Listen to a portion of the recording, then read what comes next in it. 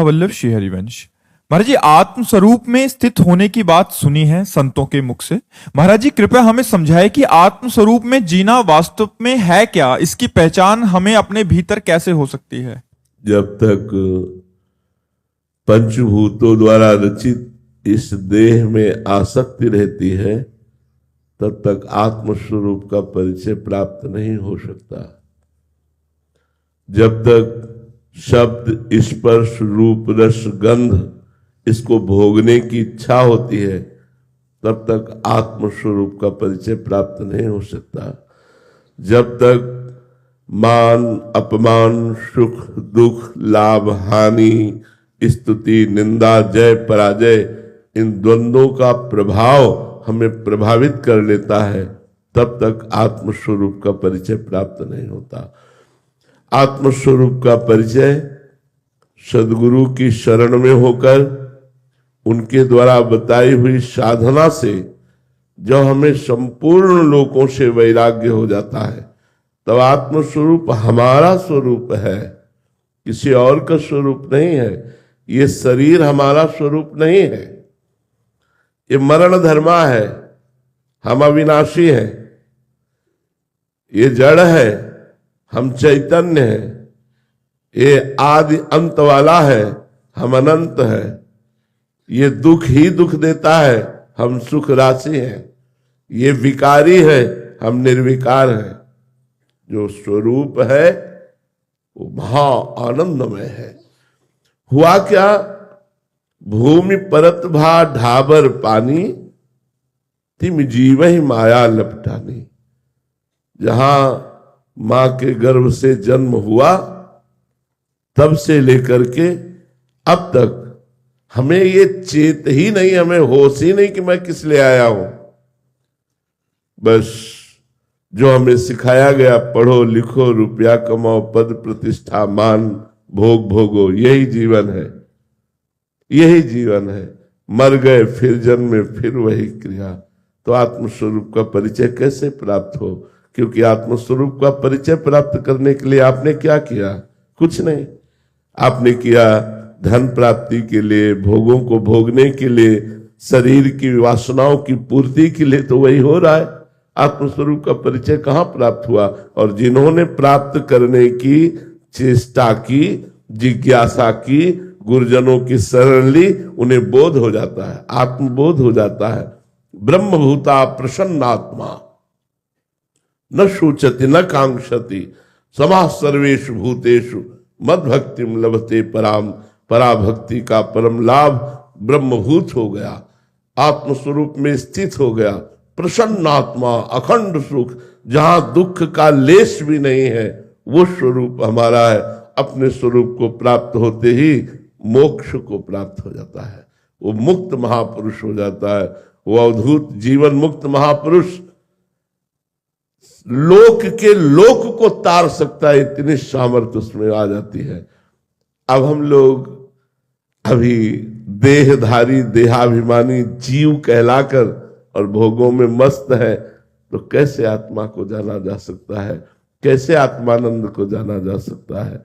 जैसे स्वप्न में सोया हुआ पुरुष बिल्कुल ही नहीं जानता कि हमारी देह सैया में एक और पड़ी है। स्वप्न में जो सोया हुआ पुरुष स्वप्न देख रहा है, उसको बिल्कुल स्वप्न के समय ये प्रतीत नहीं है कि मेरा एक स्थूल देह सैया पे सोया हुआ है, ये मैं स्वप्न देख रहा हूं। उसे स्वप्न सत्य लगता है। जब जगता है तब, जब स्थूल शरीर का भान होता है तब उसे लगता है अरे ये तो स्वप्न था। ऐसे ही स्थूल देह में आसक्ति होने के कारण आत्मस्वरूप का उसे ज्ञान नहीं है। जब गुरु कृपा से अज्ञान का नाश होता है और ज्ञान का प्रकाश होता है, अज्ञान तिमिरांधस्य ज्ञानांजन शलाकया चक्षुरुन्मीलितमेन तस्मै श्री गुरुवे नमः। गुरु भगवान की कृपा से जब ज्ञान नेत्रों का प्रकाश होता है तो वो देख पाता है अरे मैं तो आत्मस्वरूप हूं। तो जैसे स्वप्न का जगा हुआ पुरुष स्थूल देह में आने पर स्वप्न झूठा दिखाई देता है, ऐसे ही स्थूल देह से हटकर स्वरूप में जे ही पहुंचा तो उमा कहूं मैं अनुभव अपना, सत हरि भजन जगत सब सपना। उसे सब स्वाप्निक जगत दिखाई देने लगता है। अब ये अध्यात्म है, इस पर चलना इसीलिए कठिन है कि हम लोगों ने भोगों को स्वीकार कर लिया है। ऐसा लगता है भोगों में ही सुख है, जबकि भोगते भोगते पूरा जीवन व्यतीत हो गया, मृत्यु नजदीक आने वाली है। भोग यात्रा भी पूर्ण नहीं हुई, वही वासना, वही इच्छा, वही संकल्प विकल्प, वही धन की चाह, वही नाना प्रकार की मान प्रतिष्ठा की चाह, यही चाह लिए हुए पुनरपि जननम पुनरपि मरणम पुनरपि जननी जठरे शयनम, बार बार इसी चक्र में घूम रहा है। तो भाई कौन ऐसा जिज्ञासु है जो आत्मस्वरूप को जानना चाहता है? नहीं। अगर भगवत आराधना भी होती तो अपनी कामनाओं की पूर्ति के लिए होती है। मेरी ये इच्छा पूर्ण हो जाए, मुझे ये पद मिल जाए, मैं मुकदमा जीत जाऊं, मुझे ये लाभ मिल। आत्मस्वरूप का ज्ञान प्राप्त करना कौन चाहता है? और जो चाहते हैं भगवान उनको मार्ग दे देते हैं, वो गुरु कृपा से स्वरूप बोध को प्राप्त हो जाते हैं। पर स्वरूप बोध को प्राप्त होने के पहले परीक्षा होगी कि आप वास्तविक आत्मस्वरूप अपने स्वरूप को जानना चाहते हैं या नहीं। आपके सामने कंचन, कामिनी, कीर्ति, ये तीन परीक्षाएं विशेष रूप से आती है। सुंदर कामिनी भोगो, जितना चाहो उतना वैभव ले लो, विश्व की मान प्रतिष्ठा ले लो, पर आत्मस्वरूप का बोध नहीं। जब वो तीनों में ना कर दे और पास हो जाए, तब सदगुरु, जो सर्वत्र व्याप्त सदगुरु है, ये ग्रंथों के बाहरी ज्ञान से आत्मबोध नहीं होता। नायमात्मा प्रवचने न लभ्या न मेधया न बहुना श्रुतेन। ये आत्मबोध बहुत प्रवचन करने वाले को भी प्राप्त नहीं होता, बहुत सुनने वाले को भी प्राप्त नहीं होता, बहुत बुद्धिमान को भी प्राप्त नहीं होता। आत्मा जिसे वर्ण कर लेती है उसे। तो ये तीन खाइयां हैं, कंचन, कामिनी, कीर्ति। इन तीनों की परीक्षा में जो पास हो जाए सो आत्मस्वरूप का बोध प्राप्त कर सकता है। वस्तुतः कोई ऐसा बिरला ही होता है, नहीं तो तीन खाइयों में किसी एक न एक में तो गिर ही जाता है, वो गिर ही जाता है। इसलिए बड़ा दुर्लभ कहा गया है आत्मबोध होना। जिस समय नचिकेता जी, उपनिषद में एक प्रसंग आता है, भगवान यमराज के पास पहुंचे। बड़ा प्रसंग है लेकिन उसे सारांश में बता रहे। एक बार नचिकेता जी के यहाँ उत्सव कोई था, उसमें उनके पिता ब्रह्म ऋषियों को गौ दान कर रहे थे। तो अच्छी अच्छी गौएं रख ली थी और कम दूध वाली गौएं दान कर रहे थे। तो नचिकेता जी बालक थे, अच्छा नहीं लगा। उन्होंने कहा, पिताजी आपने भेद किया, आपको अच्छी अच्छी गौएं दान करनी चाहिए और इनको रख लेना चाहिए। दान अच्छी वस्तु का किया जाता है, ये किसके लिए रख लिया? तो उनका, तुम्हारे लिए बेटा। तो बोले, मुझे किसके लिए रखा? बोले, गुस्सा आ गई और कहा यमराज के लिए।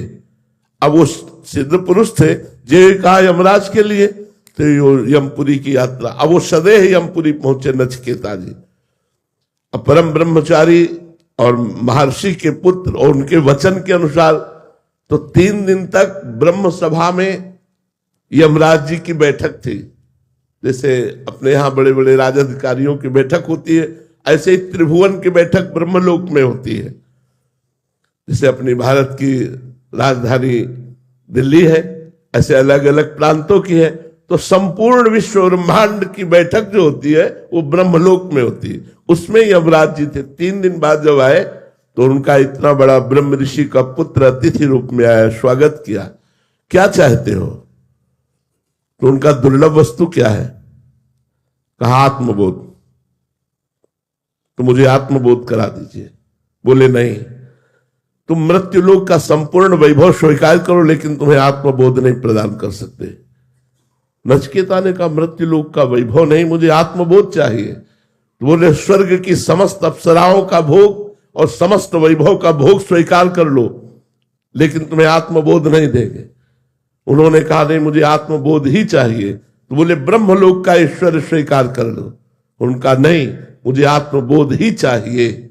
तो जो ब्रह्मलोक तक के भोगों का वैरागी होता है उसे आत्मबोध प्राप्त होता है। आत्मबोध बड़ा कठिन है और इसीलिए मोक्ष कहाँ होता है? मोक्ष तभी होता है जब आत्मबोध, और आत्मा कोई और नहीं, स्वयं का। बड़ा आश्चर्य का विषय यह है कि 3.5 हाथ के शरीर में अपने को रहते रहते 40, 50 वर्ष, 60 वर्ष, 70 वर्ष, और कभी अपने से नहीं मिले। आश्चर्य की बात है, बाहर ही घूमते रहे, कभी अपने को नहीं देखा। अपने बोले देखा है, अपने शीशा में देखा है, अरे तो पांच भौतिक देह के ढांचे को देखा, अपने स्वरूप को कहां देखा? उसके लिए ज्ञान नेत्र चाहिए। वो जब नेत्र जागृत होते हैं तब हम अपने जहां बोध हुआ मुक्त हो गया जी, अनंत जन्मों के कर्म संस्कार भस्म हो गए और वो भगवदानंद को प्राप्त, उसके समान आनंद किसी ब्रह्मा को भी नहीं। जो उस महात्मा को आनंद प्राप्त हो वही महात्मा है जिसे सर्वत्र भगवत स्वरूप का अनुभव हो जाए। वासुदेवा सर्वमित सा महात्मा सुदुर्लभा। महात्मा केवल वेश को नहीं कहते, महात्मा स्थिति को कहते हैं। जो आत्मस्वरूप को प्राप्त हो गया वही महात्मा। वो महात्मा जो आनंद लाभ करता है वो ब्रह्मा जी को भी नहीं है। इसलिए भाई, कौन है जो आत्मस्वरूप का बोध प्राप्त करना चाहता है? कोई बिरला है, नहीं तो मनोरंजन वाटिका माया फेंक देती है, हम उसी में लग जाते हैं। बोध प्राप्त करने के लिए कौन चलता है? जहां चला रुपया, पैसा, मान, प्रतिष्ठा, ये वो, बस इसी में पूरा जीवन व्यतीत हो गया और इससे वैरागी होकर आत्मबोध होता है और उसी में वो फंस गया। तो कहां से, तो आत्मबोध का कहां से चिंतन रह जाएगा? तो चिंतन रुपये का हो गया, चिंतन स्त्री का हो गया, चिंतन भोगों का हो गया, चिंतन मान प्रतिष्ठा का हो गया। इसके त्यागी को आत्मबोध प्राप्त होता। महाराज जी, आत्मबोध संपन्न महापुरुष के लक्षण क्या है? उसमें मान की आकांक्षा नहीं होती, उसमें किंचन मोह नहीं होता, उसमें किसी भी विषयों के संसर्ग में भोगने की इच्छा नहीं होती। वो निरंतर आत्मस्वरूप में स्थित महापुरुष, किसी भी तरह की कोई कामना नहीं होती, कोई भी द्वंद उसको प्रभावित नहीं कर सकता। मान अपमान, लाभ हानि, सुख दुख, जय पराजय आदि, जन्म मृत्यु आदि, किसी से वो पराभूत नहीं हो सकता। वो सुख दुख में समान बुद्धि रखने वाला परम पद का अधिकारी व्यक्ति है जो महापुरुष कहा जाता है। निर्माण अमोहा जित संग दोषा अध्यात्म नित्या विनिवृत्त कामा द्वंद्व विमुक्ता सुख दुख संगई गच्छन्त मूढ़ा पद्मभ्यम तत्। वो परम पद का अधिकारी महापुरुष इस स्थिति को प्राप्त हो जाता है। निर्माण, मान की किंचन मात्र भी कोई इच्छा नहीं और कोई प्रभाव भी नहीं मान का। निर्मोहा, किंचन मात्र भी किसी भी चराचर जगत में उसे कहीं भी मोह नहीं होता। जित संग दोषा, वो घोर कुसंग में भी बैठा रहे, वैश्यालय में भी बैठा रहे तो उसके अंदर स्फुरण भी नहीं होगा विषय का। वो घोर विषयों के बीच में बैठा हुआ भी निर्विषय निर्लिप्त रहेगा, जैसे जल में कमल का फूल लेता है। कोई भी चिंतन बाहरी नहीं, निरंतर वो अपने स्वरूप में स्थित। अध्यात्म नित्या और विनिवृत्त कामा, समस्त कामनाएं जिसकी शांत हो चुकी है और जो सुख दुख में समान भाव रखने वाला है, और द्वंद्व विमुक्ता, जो द्वंद्वों से मुक्त है, वो परम पद का अधिकारी। अरे जी, ये तो सब आंतरिक स्थितियां हैं, तो एक सामान्य जन इसीलिए तो पहचाने नहीं जा सकता कि आत्मबोध किसे प्राप्त है। आत्मबोध में कोई मुकुट या सींग तो नहीं लग जाते, वो तो आंतरिक स्थिति होती है। इसीलिए आंतरिक स्थिति के महापुरुष को आंतरिक स्थिति वाला ही पहचान सकता है। जैसे उड़िया बाबा जी महाराज जब गंगा स्नान करके और एक आश्रम की तरफ चले तो वहां एक आत्मबोध संपन्न महापुरुष बैठे, उनकी दृष्टि गई, उन्होंने अपने शिष्यों से कहा दौड़ो देखो ब्रह्म प्राप्त महापुरुष पधार रहे। देखते ही एक दृष्टि में जान लिया कि ब्रह्मबोध संपन्न महापुरुष है। 18 घंटे पद्मासन में बैठना, एक कवल केवल दाल रोटी खाना, एक कवल ऐसे सनवा के और मुख में डलवा लेते, एक कवल केवल 18 घंटे पद्मासन, तब आत्मस्वरूप का बोध प्राप्त हुआ। यहाँ क्या हालत है अब हम लोगों की, जरा देख लीजिए क्या हालत है। और आत्मस्वरूप का बोध प्राप्त हो जाने का मतलब काम खत्म, आवागमन से मुक्त, आप जीवन मुक्त महापुरुष है। और ये कोई बिरला ही महात्मा कर पाता है। अरे जी, आत्मबोध होने के बाद फिर माया का प्रभाव हो सकता है? नहीं, जैसे जगने के बाद स्वप्न का क्या प्रभाव? जो सपने सिर काटे कोई, बिन जागे दुख दूर न हुई। लेकिन जब जगे तो ना अस्त्र था, ना कोई काटने वाला था, ना कोई कटने वाला था। तो ये तो माया स्वाप्निक है। मां माने नहीं या माने जो है नहीं पर भास रही है, उसी का नाम माया है। जो जगा हुआ पुरुष है, तो जैसे स्वप्न का कोई महत्व नहीं होता, ऐसे इसका कोई महत्व नहीं होता। माया का कोई महत्व उसके सामने नहीं। महाराज जी, गुरुजनों के वचन से जैसे एक नींद टूटती है तो एक चेतना सी आती है, तो फिर से सो सकते हैं महाराज जी। इसमें भी ऐसा होता है कि पूर्ण जाग गया, या उसके भी लेवल होते? ये जागने का जागा हुआ नहीं माना जाता। जागा हुआ जो माना जाता है जो कभी फिर सोए ना। जब जाग गया तब सोना क्या, जब समझ गया तो रोना क्या। जो जगा हुआ पुरुष है, मोह निद्रा एक बार भंग होती तो दोबारा मोह आक्रमण नहीं होता। वो आत्मस्वरूप नहीं। स्वात्मारामम विषय मृत तृष्णाम भ्रमयति। आत्माराम पुरुष कभी विषय मृत तृष्णा में भ्रमित नहीं होता।